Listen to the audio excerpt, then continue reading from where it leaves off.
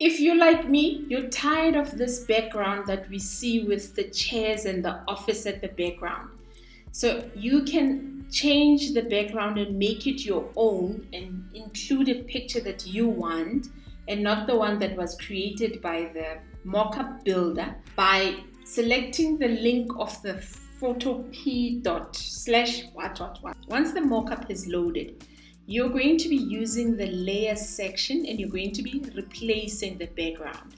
And you could do this with any mockup.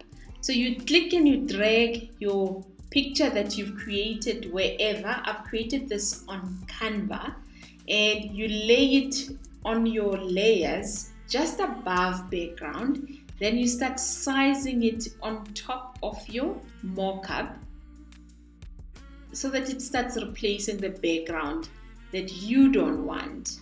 Then you can size it and make it any way that you want. Once you're happy with the way that you've added it, you're going to click on tick, and then you can take off the controls if you want, but then the background is replaced.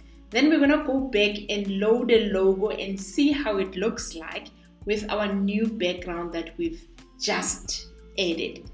Normal way, we're gonna double click on where it says your logo. You're going to hide your text. Then you're going to place the logo that you would like to have convert to 3D. So I'm gonna find my logo.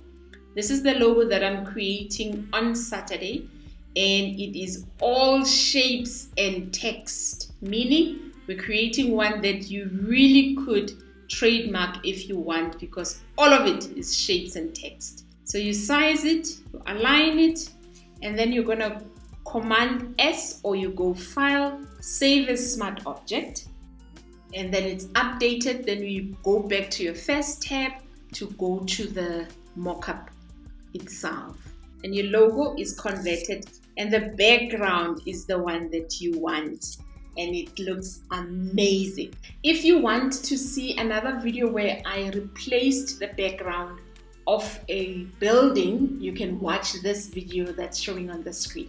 If you like videos like this, don't forget to subscribe and watch out for this video that I've created for this logo on Saturday. Thank you for joining me today. I will see you on my next video.